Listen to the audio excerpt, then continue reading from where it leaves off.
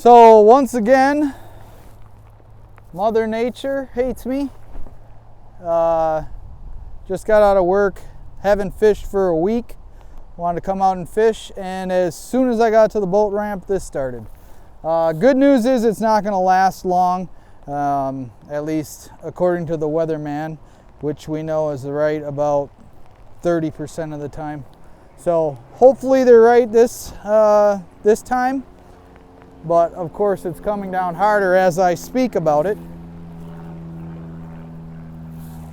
Mother Nature's not a fan of mine. That's all right. I was gonna do one particular video today, but I think I'm gonna change that up and we're just gonna go fishing in the rain. So follow along, check out some tips and whatnot from fishing in this nasty stuff.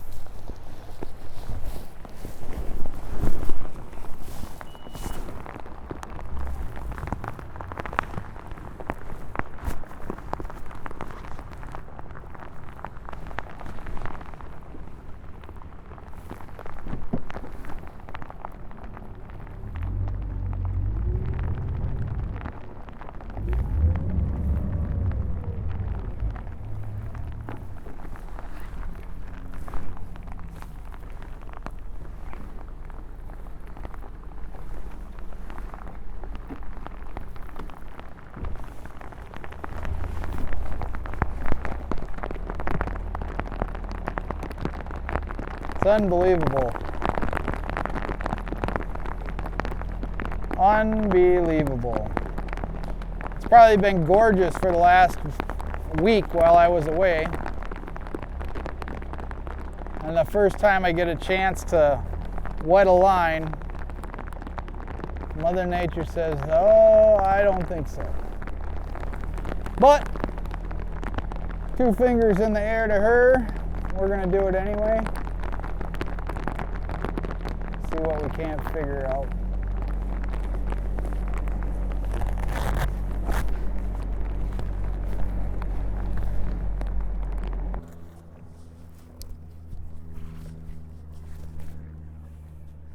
So today we're gonna fish grass lines.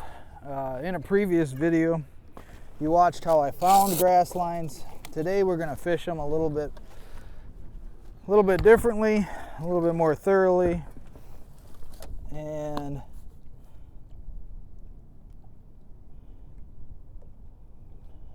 I'm going to show you how I do it, or how I like to do it.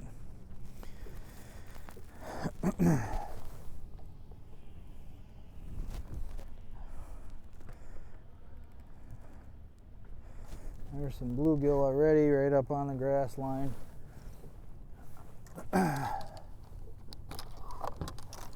I always feel like I can catch these fish with my drop shot, but I'd prefer to catch them with a chatterbait. And when I'm using a chatterbait, I'm of course using my Dobbins rods, and I like the Sierra 734 and my Daiwa Tatula SV in a 7:1 gear ratio, 15-pound fluorocarbon, and I'm just gonna slow reel every now and then, burn it, but ultimately just slow reel through right over the top of the grass lines. If I can get it stuck in the grass lines and pull it up, sometimes that's the ticket. All depends on the mood of the fish. If you can start with a moving bait and get them fired up to eat that, you're gonna have a lot better day. Well, I guess I wouldn't say a lot better day, a lot more fun, in my opinion, than plunking around the old drop shot. But I really just like them when they're biting, no matter what they're biting.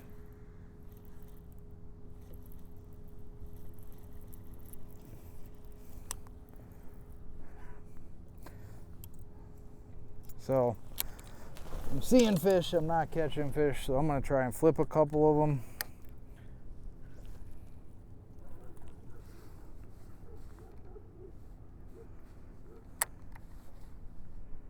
There, fish went down on that.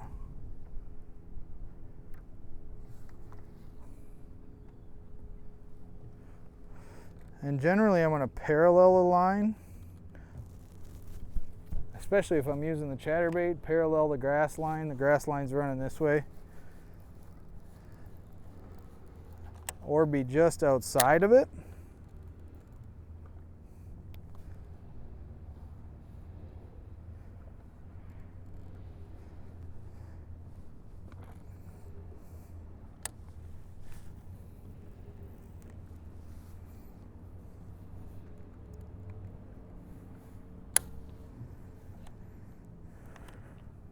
Got a 1/2 ounce weight on the flipping bait. And I really haven't given the chatterbait enough chance. I just thought that fish looked like it should be flipped. But apparently not. So we're gonna go back to the chatterbait here in a second.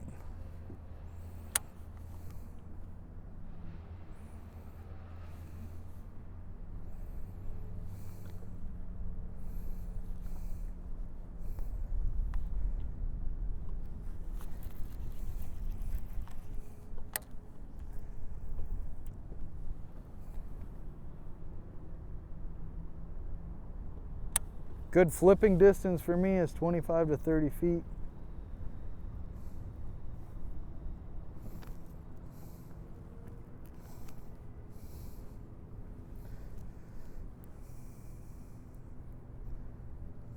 That's comfortable, I should say, for me, 25 to 30 feet.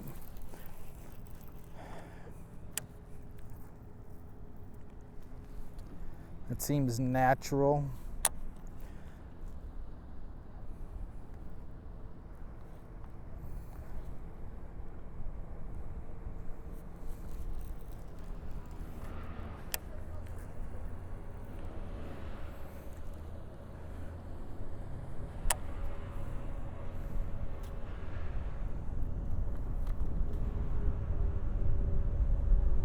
And I like to look for clumps. If you look on the live scope right now, looks like there's a fish sitting behind this clump, but I like to pitch right into the clumps with that heavier weight. Get right to the bottom. Pop it up a couple times.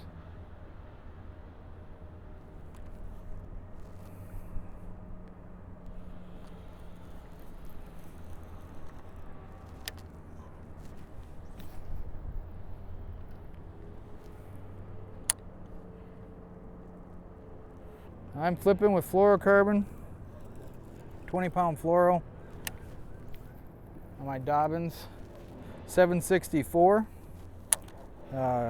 Light flipping. We don't have big old mats to get through with 1 and 2 ounce weights, so this is perfect for this. One little tip I can give you: sun's at your back. If you can see, there's my shadow. So if I'm flipping in front of me, eventually my shadow is going to be right over the top of that. That's all bad. So I don't want to do that ever. Sometimes it works out where you can go into the wind and against the sun, which is, there's not much wind right now. I guess I could be doing that. So right now I'm heading in and I'm going to come back out and look for those clumps, those tall clumps.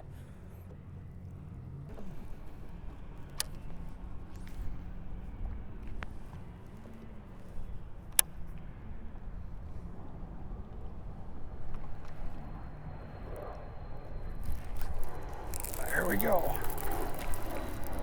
That was a pike anyway. Broke my hook off.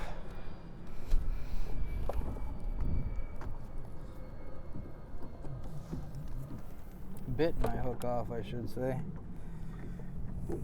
we are gonna flip around a tube instead of that beaver bait. And I don't really have a reason why other than I just want to. Something different.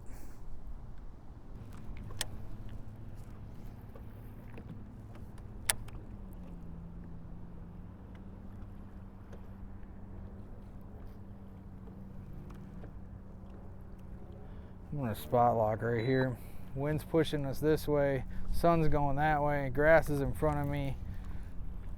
It's kind of a great setup, and I can see all the grass. You can see it sticking out of the water here a little bit, which means it's come to the top, which is something I kind of look for.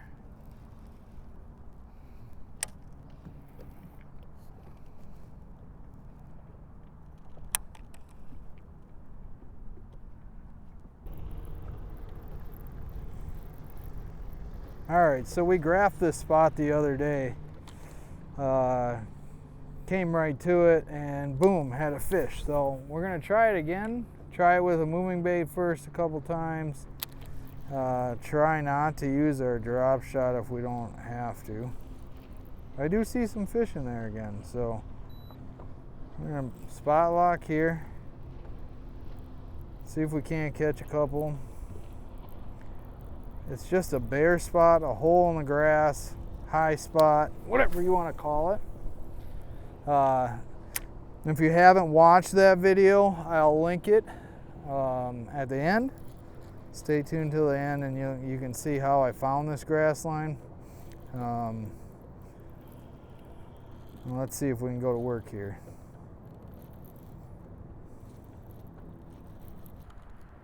Thought we had one right there, but we did not.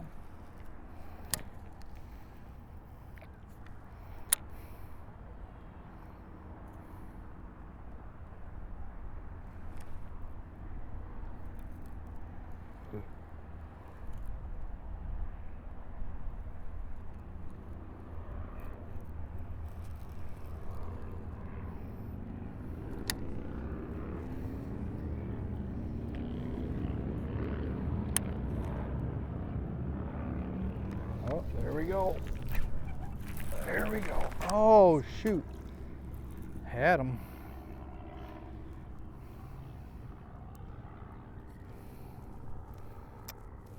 Well,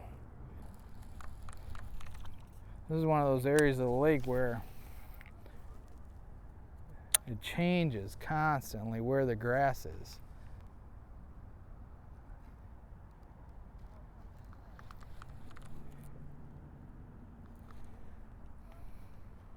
But boy, oh boy, that looks good.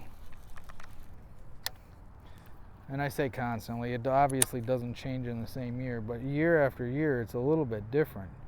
Where the grass comes up, I know that there's a stump out here that I haven't found at all this year in this general area.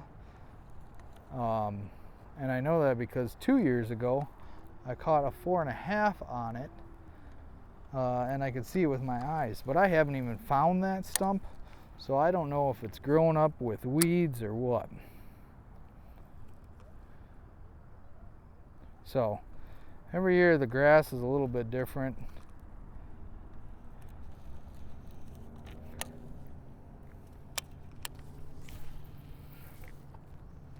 And generally, if you get bit somewhere, in grass lakes especially,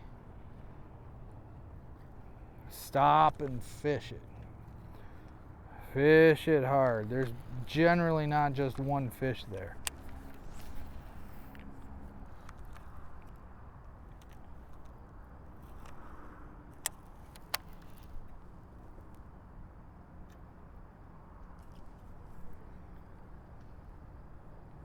I like to leave a little space between my weight and my tube.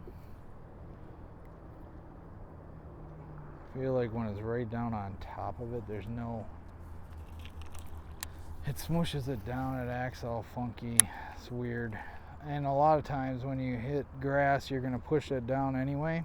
It is pegged, with an actual rubber peg.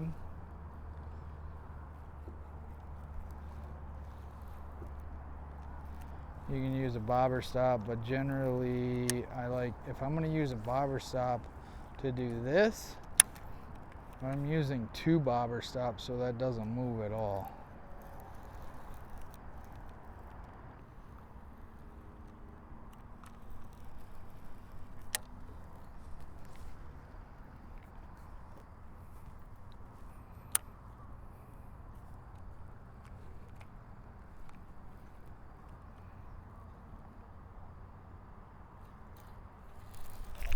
Oh, I missed another one.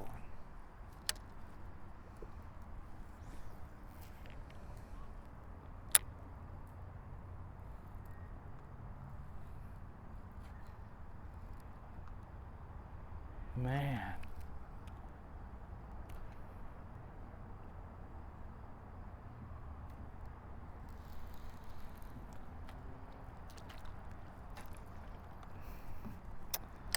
Oh for 2.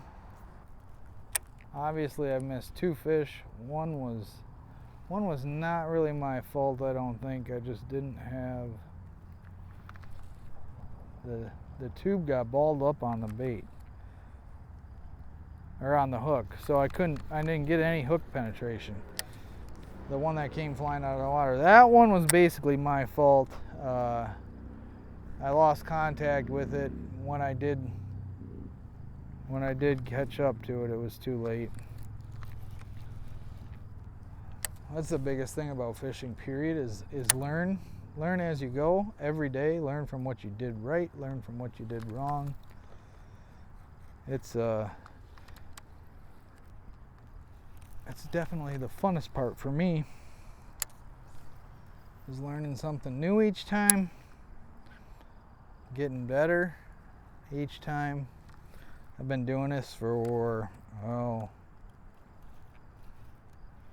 I've been bass fishing for a long time. When I first started bass fishing, my mom and dad would take me camping. Me and 3 sisters, and we'd go camping. Well,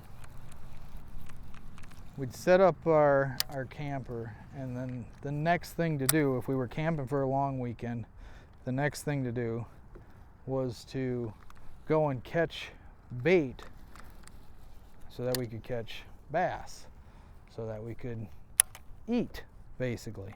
We used to eat every bass we caught, if it was legal. So catching bait was putting on your waders or getting in your swim shorts, and there was a little creek nearby, and I mean little, tiny, 25 yards probably, that ran into the lake, but it was across the way. Anyway, you'd get in there with your waders or your swim trunks, and it was only as wide as the boat, probably at its widest, and you'd go really, oh, I missed another one, telling a story.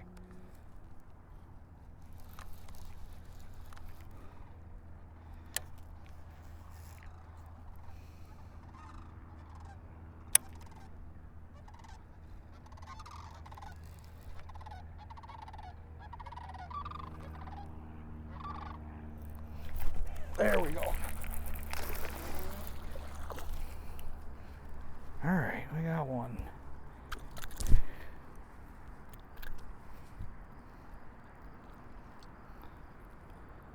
I don't even know if he's a keeper, but we're counting him towards our goal.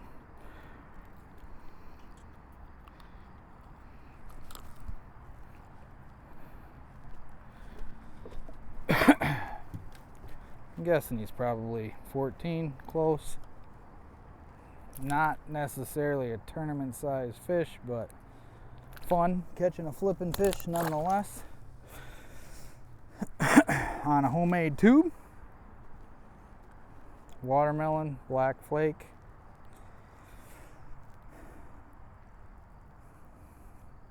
So that was fun.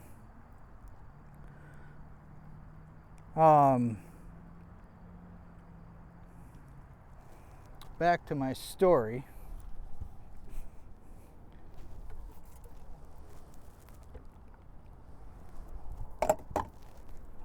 So we get the camper set up. Had to go catch our bait. Bait for the weekend was always live frogs. And you'd get in this creek, which was about as wide as the boat at its widest spot. And you'd go from the road all the way to the back, and we had a minnow bucket, and that's where the frogs would go. And you'd get a minnow bucket full of frogs, normally within one pass, one down and back. And that is what we used. We'd get up at 6 o'clock in the morning, you know, or sunlight, first light, whatever it was.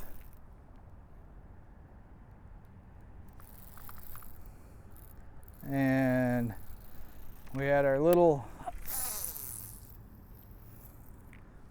12-foot V-bottom aluminum boat. At the beginning, I think we had, I don't know if we even had a motor at the beginning when I first started doing it, but later on, as I remember doing it myself more and more, we had a little six horse motor, little 6-horse outboard, and yeah, that's what got me started. I had as much fun at that time. I was probably 10, 11, 12 years old. I had as much fun catching the frogs as I did the bass. But you just put the frog on right through the lips, and you'd cast it out there and let it sit, and that frog would do everything it needed to do. And we caught hundreds and hundreds of bass that way. And that's what got me into bass fishing. That was the very, very roots of it. And then Grandpa Ray came along, and he had, I don't know, that was about the time of the banjo minnow and all those infomercials on TV. And he bought a box of, I don't know, 180, 280 rubber worms, basically, all different styles, and then that was then it was like, okay, I can catch these things on artificial bait. Then it was, you know, tricking them into doing that. And then along came, I don't know, after the rubber worm, it was, I mean, I never got away from the frogs or night crawlers and stuff. We bullhead fished, we bluegill fished, all the stuff I still like to do, but bass fishing is my main passion, I guess, if you will, and tricking them into biting a rubber bait that's not live bait is the ultimate fun, I guess, in my eyes. But anyway, that's how that got started, or I got started. Still doing it, still loving it. Probably love it even more now that I've got all these gizmos and gadgets, and I can do it myself, and my wife is very supportive of allowing me to get my mental break quite regularly. So, thankful for that. Oh yeah. Let's see if we can catch one or two more here before we go watch the football game. Go Lions. Should be a good year for them this year, hopefully. They had a great year last year, so I think the entire offense is returning, so should be fun to watch again.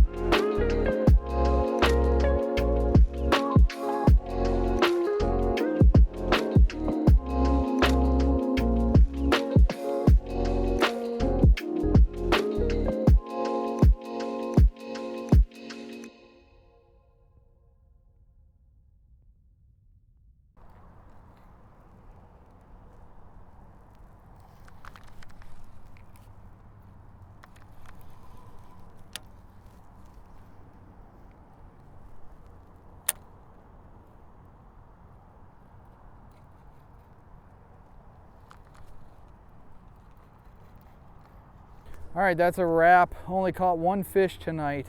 Not a total disappointment though. We only had an hour. Lost one, caught one. I think missed another one. Again, not a technique I'm great at. One I'm trying to get better at. So thanks for bearing with me on that. If you like this style where I'm just talking to you as I fish, leave the comment below. If you haven't already, like and subscribe. We'll let you know how I find some grass lines, and at the end here, it'll be linked in one of these corners. I don't know which one of them. Click that, watch that. That's how we find these lines to flip. So yeah, thanks for watching. We'll catch you next time.